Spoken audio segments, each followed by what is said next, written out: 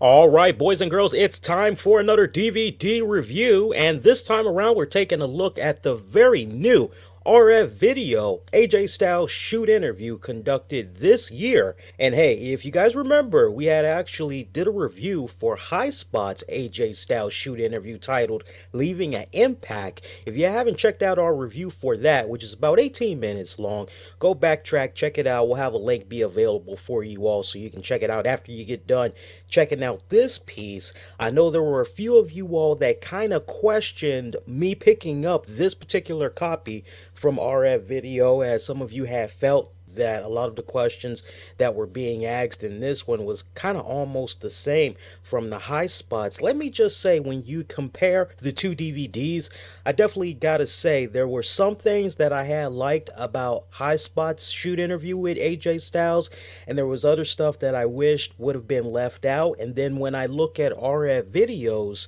I kind of say the same thing. So I wish we could just take the good stuff, the real meat and potatoes that was from High Spot shoot interview with AJ, and combine it with the good parts that was on RF Video's version here. But overall, I would have to say, if I had to pick between the two, I've got to give the edge a little bit more to RF Video, because in the 4 hour span that they were chatting it up with AJ Styles, and it was Rob Feinstein talking with AJ just one on one. He didn't have his sidekick, because remember when we had reviewed the Bruce Pritchard DVD, I think it was, I was telling you guys how his sidekick needed to just kind of take a step back and not have so much of a hand on the questioning and everything. And it kind of looks like, at least for this particular DVD, they did scale back, as it was just Rob and AJ one on one. And I had loved that, as I was really able to get into the element of their going back and forth. Almost kind of felt like I was actually there sitting quietly on a sofa as these two guys were just going at it. And this, to me, overall just really felt more in depth. I mean, from the moment that AJ started talking about the indie circuit, the very first time that he had any type of business dealings with the WWE, way back when he was getting started. And basically it came down to choosing between his wife, who was in college at the time. She was trying to continue her education. He didn't want to put her in such a bad spot that ultimately what would have ended up happening, they probably would have stayed with his parents or her parents, and he didn't want that for her. So he actually had turned down the deal, as he didn't want to put her in that type of a position, to when he had first signed with TNA, as he revealed that he was the first ever TNA signee for the Jarrett's promotion. And it all had came about when he was on a trip in Australia with his agent. And that's pretty much how it all had came about. It was like right around the time that he had made his debut in ROH, and he was doing his thing down there for a hot minute, and he was on fire. At one point, he was asked about several people that he's had the opportunity to work with. Low key, he said that that guy is very passionate, and that he just could never understand why he wasn't able to make it big in the WWE when he was called Kaval. I'm sure you guys remember that, when he was in TNA and he came in there as Sensei. And of course, you got Sensei Kaval, aka Loki. He's now retired. Question was asked if Loki is going to stay retired, and AJ Styles isn't really so sure that Loki is going to be staying retired, for the simple fact, when you have that ability, and you know you still have that ability, you know you can still go at it, and you can go at it hard at 100%, and there's plenty of money that can be made as a result. He feels that it could happen at any moment. He could get back into wrestling. At the same time, he kind of wished him good luck, because just the way he's kind of rubbed off several promotions. He's really a passionate guy. He cares about his craft. He cares about perfection and everything. But just the way that he's kind of rubbed off the few promotions that he's been in over the years, it's kind of like good luck on your next endeavor if you do decide you want to get back into wrestling. Jerry Lynn, he feels that this guy should have been part of some type of a Hall of Fame by now, whether it be by WWE or whoever. He just feels that really for the bulk of the work that he did in ECW, a lot of key milestone moments there in his career, he definitely is a wrestling veteran that just has not been given his just due, hasn't been given his props that he feels. He talked about first impressions of Jerry Jarrett. He didn't know anything about him, didn't even know of his long, extensive background in the wrestling industry. As far as Jeff Jarrett goes, he didn't know anything about Jeff Jarrett. He only knew that Jeff Jarrett had the whole move called the stroke and all that, but he really didn't know that much about him. Didn't bash Vince Russo in any type of way. If anything, he had said that Vince Russo is somebody that just, when it's all said and done, he always receives such negative heat when all he's trying to do is just make the product better. And that it's kind of funny how over the years Vince Russo has been blamed for just some of the most silliest things that's happened in the wrestling industry, whether it be when he was down there in WCW or a lot of the things that was going on in TNA under his watch.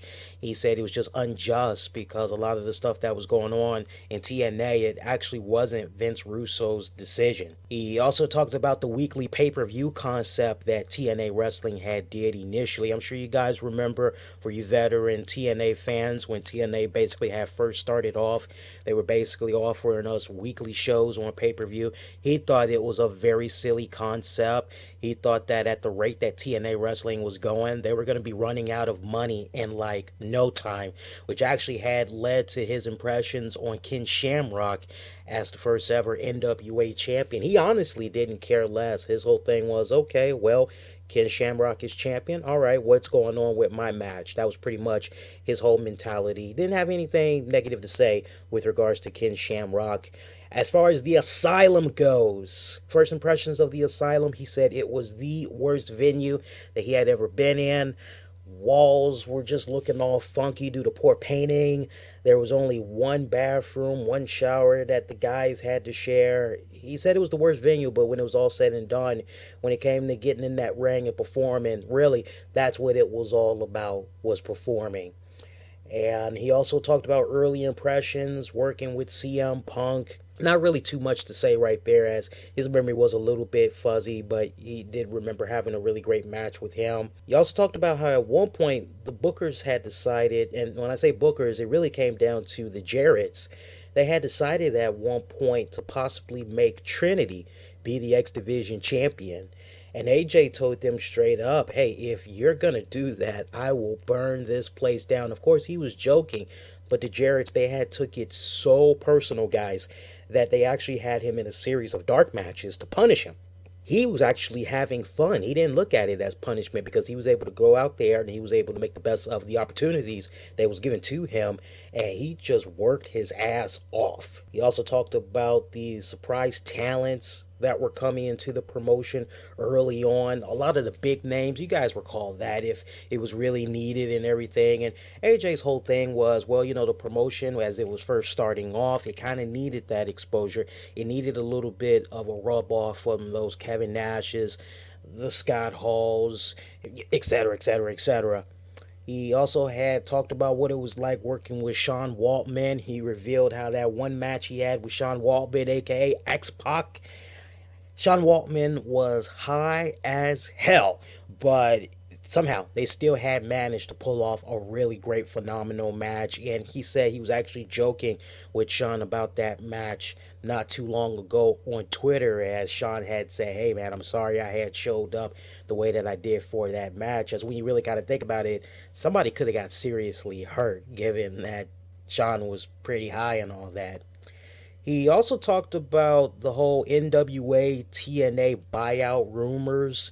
And as far as AJ was concerned, he never really did like the relationship between the NWA and TNA, because he looked at NWA as a promotion that just wasn't what it used to be back in the day. He considered it to be a very struggling promotion, and ultimately what led to the NWA and TNA splitting up was that the NWA, they wanted to have more control over who was going to be representing their promotion. They wanted to have more control over who was going to be getting that NWA championship.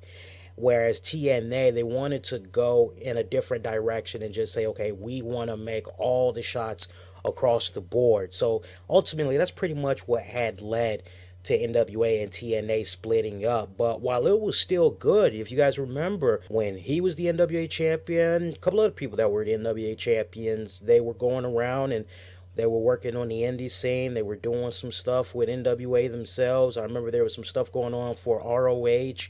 And AJ thought that it was really good publicity. He thought it was great for TNA and the NWA.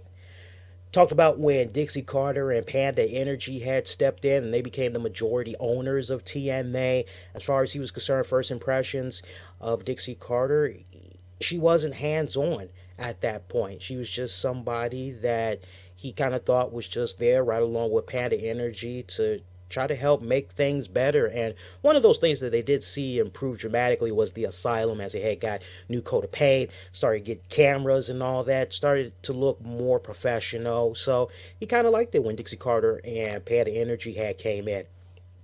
Amazing Red.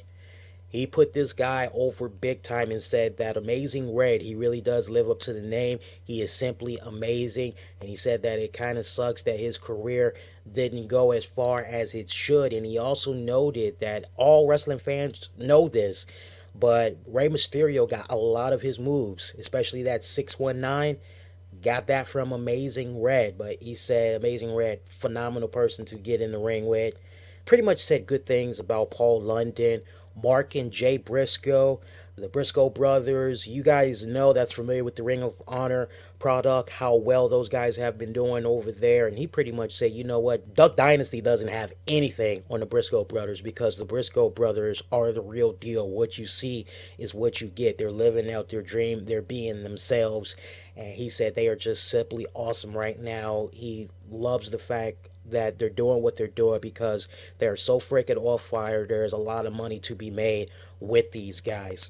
Alexis Lurie, you guys may remember her, as early on she was AJ's manager, and eventually she went on to become Mickie James and all that.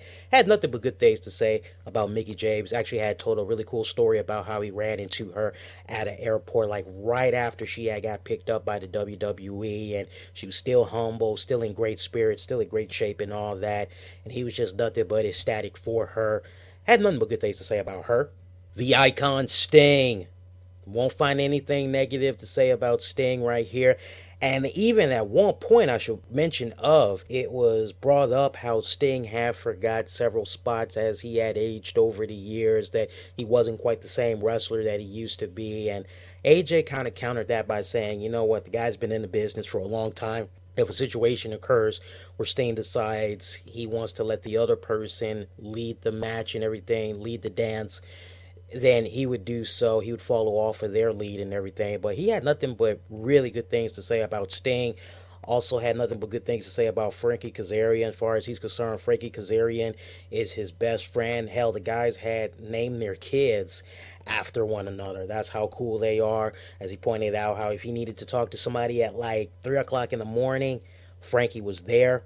Christopher Daniels, man, nothing but great praise. Talked about how the very first match that he had with Christopher Daniels, it really had helped put him on the map in the indie circuit and all that.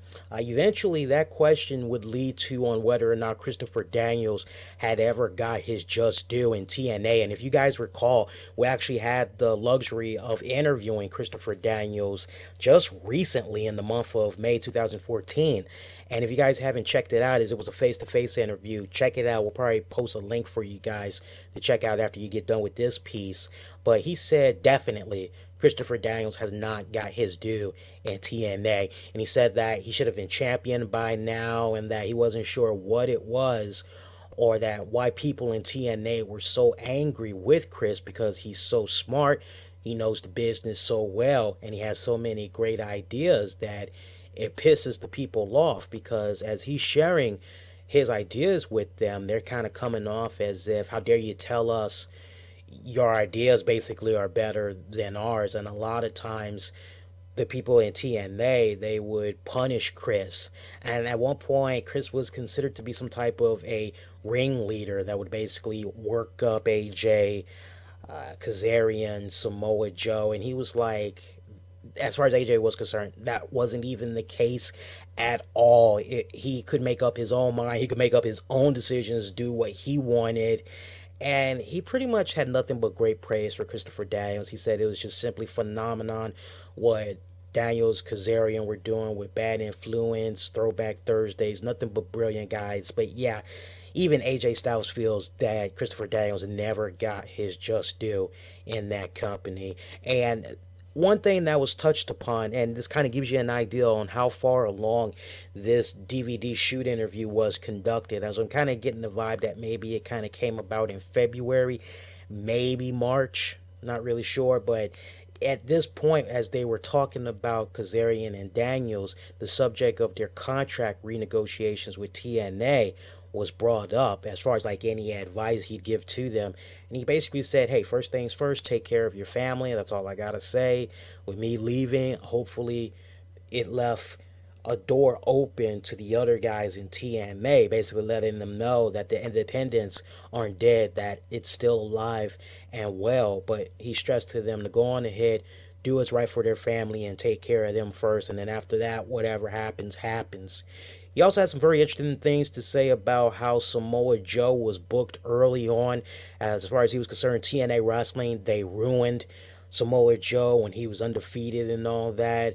He said, as far as he was concerned, when people are chanting, Joe's going to kill you, let him do it. And he thought it was just such a bad move when Kurt Angle had came in. And he admitted he loved Kurt to death, but felt that there was just no way he would have had Kurt come in, headbutt Samoa Joe. Never, never. And his whole thing was, to this day probably, or at least at that point, he actually would have had Samoa Joe go over Kurt Angle as the World Heavyweight Champion, because the way he was built back then, he was built as if he was like the baddest dude on the planet, and that he should have been portrayed that way the entire time. And it just really had hurt his momentum as a result of that. He also had talked about how things were taken off after Jeff Jarrett was dismissed due to having relations with Karen Angle, who would go on to be Jeff Jarrett's wife. And he basically said when Jeff had left creative, it seemed like things had got worse, and it was kind of pretty much right when Hulk Hogan and Eric Bischoff had came into play. And he said from his standpoint, it just seemed as if they were bringing in more people from the WWE. And especially when Hulk Hogan started bringing in his boys, Bubba the Love Sponge, Nasty Boys, and all that, he really just didn't understand it. But then the question was brought up, well, did he say anything? And his whole thing, he just minded his peace, and that, in the past when he did try to say something, it kind of basically went on deaf ears. So, but he thought it was very, very weird what was going on. But he did stress that Jeff Jarrett was a guy who had that wrestling background, he had that wrestling mindset, and that when they didn't have him, they missed him tremendously, and that it was very difficult as they had to put up with things that really just didn't make a lot of sense to them, especially him. The feast or fire concept was brought up, and the question was asked if AJ had thought it was a ripoff from WWE's Money in the Bank concept, and he said absolutely. And he would go on to say that the craziest thing about the feast or fire concept is that somebody actually gets fired. I don't know if you guys can actually recall this, but if you really think about it, somebody actually gets fired, and he just thought that it was the most stupidest thing you could do to a person on national TV. It just overall, as far as he was concerned, made the company look bad, especially given the fact that they were doing it on television. He thought it was very terrible. Fortune 4, he loved it. He really felt that there was a lot more that could have been done, that should have been done, that it could have gotten even bigger, as he felt that eventually it could have became the new DX. But for some weird reason, the powers that be, they didn't really get behind it and just decided to go into a different direction. And he thought that maybe they had broke up Fortune 4 because maybe they felt they needed a World Heavyweight Champion, Bobby Roode, which was fine. But the fact that Beer Money was still popular at that point, they were building up a lot of momentum, a lot of popularity. It was like, how can things get any worse with Beer Money as a tag team? You don't split them up. If it's good, don't ruin it was his whole thing. And he actually pleaded with them to not break him up, but they went on ahead and they did it. And it really kind of made him feel as if the powers that be was like, who's AJ Styles? He's nothing but a stupid wrestler that doesn't know what he's talking about. At least that's the way he felt. He was also asked about the TNA gut check concept. I thought it was very interesting what he had to say right here with regards to the concept. He felt that it was a good idea to try to get that reality TV involved, but he also felt it was bad because the people that came through TNA Gut Check weren't going to be used, and that was really the sad part because all in all, there was really no more room on the roster, and they had enough people as it was for television. And these people that were coming through the TNA Gut Check, even the ones that had won, they had received very little TV time. And if they did receive a little bit of TV time, the pay was kind of poor. And he just thought it was very embarrassing that these people that would come through TNA Gut Check that had been wrestling on the indies for many years, probably considered to be veterans among their peers, they get fired on national TV as basically judges tell them, we don't think you're ready. Sorry, kid, next time. He just thought it was very poor, very tasteless. It was a concept that just really bothered him. Now, here's something that I thought was really, really interesting, and I don't really recall AJ going in depth on this in the High Spots interview, but he talked about the whole Claire Lynch thing. And this is where it got really fun, folks, because he revealed how it was he, Frankie Kazarian, and Christopher Daniels that came up with the story. And originally, the way that Claire Lynch was supposed to be portrayed, she was supposed to be like this big breasted, very pretty, blue eyed, just drop dead, gorgeous, blonde haired woman. She was not supposed to be this olive oil from Popeye, and that's exactly how he described her as far as the actress that would go on to play Claire Lynch. He said it wasn't supposed to look like that, okay? But they worked with what they had, and as he's walking you through how the original storyline was put out there, that basically, here's this beautiful woman that one day just pops up in the ring, and we're like trying to find out who she is, and Dixie Carter's like, oh, just a friend. And then it turns out this supposed friend has a serious drug problem, and she's the niece of Dixie Carter. AJ, trying to be that white knight in shiny armor, is trying to protect the company and Dixie Carter because he doesn't want it to get out that the Dixie Carter family have a member that has a serious drug problem. I mean, this was something that was like really believable and everything, and that's why there would be all this secrecy that would be happening, because AJ was taking it upon himself to try to help get this girl cleaned up. Didn't even tell his wife, didn't tell his best friends, nobody, and would report to Dixie, which would thus explain why Dixie would be hugging him, consoling him, saying thank you and everything. That's why it would look so intimate and everything. That's the way that everything was supposed to be laid out. But the powers that be, they were missing some key ingredients, obviously, and things just kind of spun off in a different direction. It was revealed why the actress had left, and pretty much, as far as AJ was concerned, she didn't like the fact that she was getting over as a heel. Simply put, folks, she did not like the fact that people were hitting her up on Facebook and saying, you're a real slut, you're a real whore. And she thought that this was basically going to affect her ability to sell pots and pans on infomercial TV. So she just, like, right at the peak when the storyline was getting really good, she rolled out, and AJ was really, really pissed off about that because he felt that they had something really good going on right there that really could have developed even more. Other honorable mentions include AJ Styles commenting on the Joseph Park Abyss characters and how dude is just able to pull both of those characters off brilliantly. Jay Lethal, best thing as far as he's concerned that ever happened to TNA Wrestling. To this day, it still bothers him that TNA Wrestling had let him go.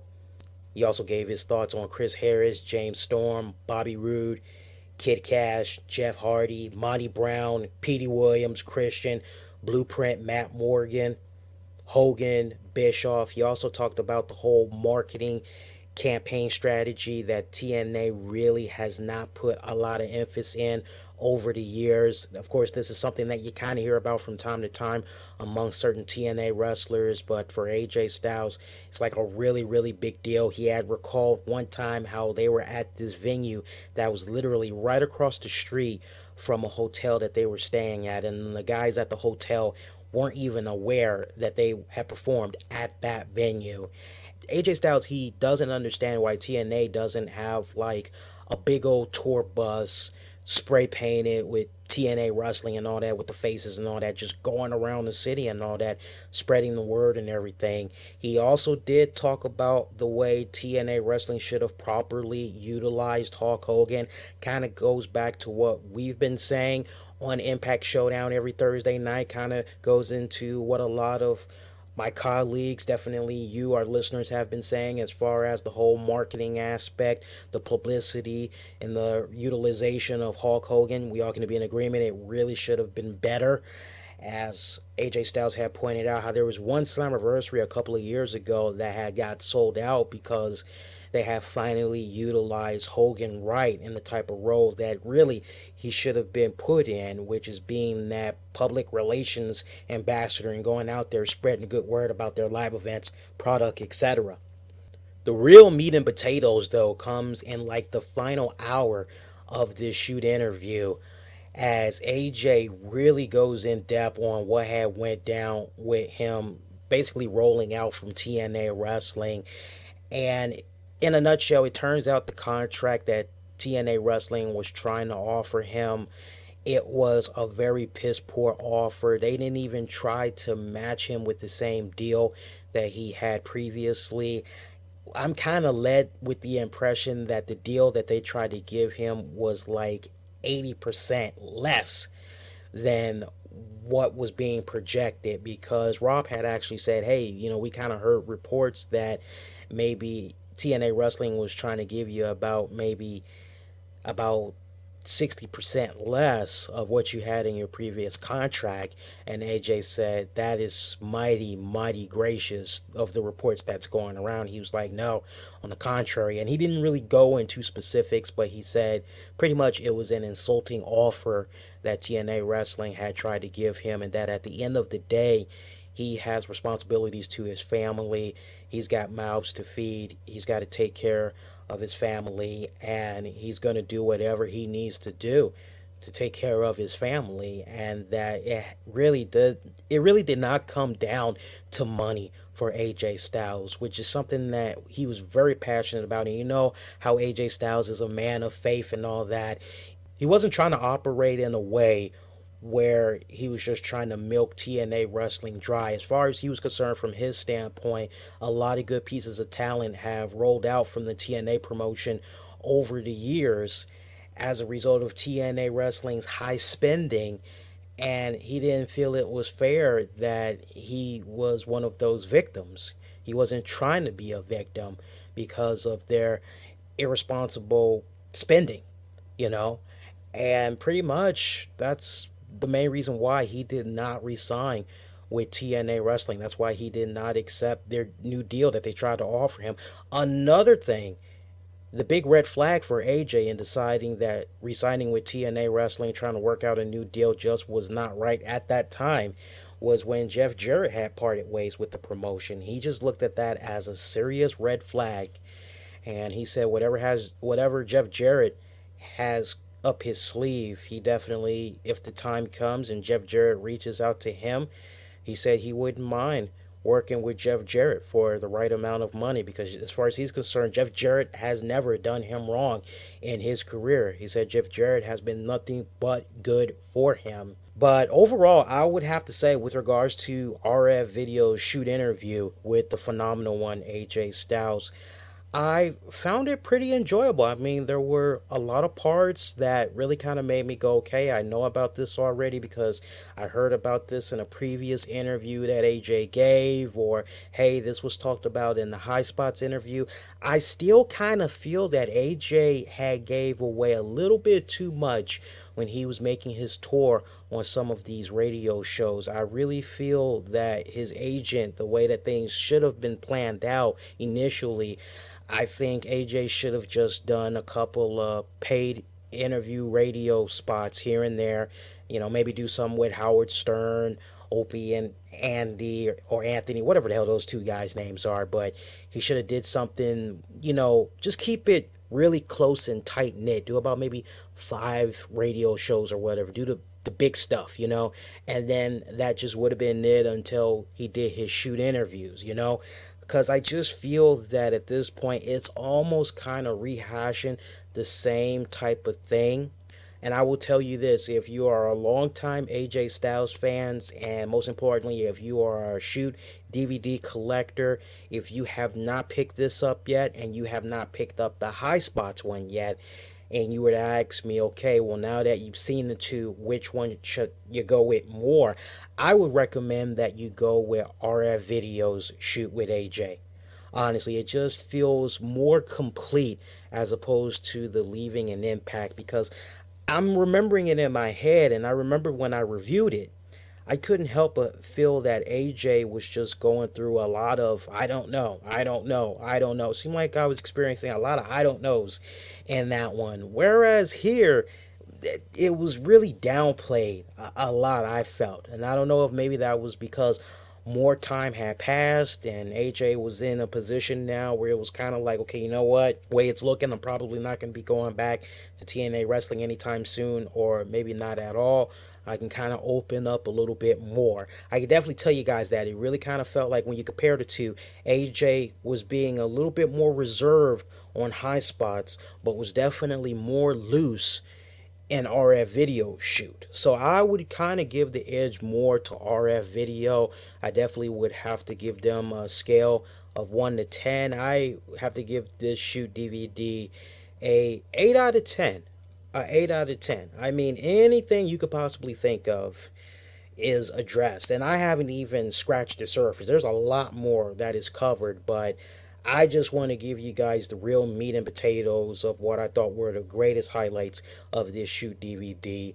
But to follow up on what I said at the very beginning, I just wish that there were some elements from High Spots that we could just take from that and combine it with the great spots from RF Video, and boom, we just have one big old great shoot DVD overall. But again, I will give the edge to RF Video. Great presentation that they did. Great line of questioning too. Got to give Rob Feinstein a lot of credit for that one. And hey, that's going to do it. Hey, I definitely want to know what you had thought about this RF Video shoot interview with AJ Styles. Was it your cup of tea?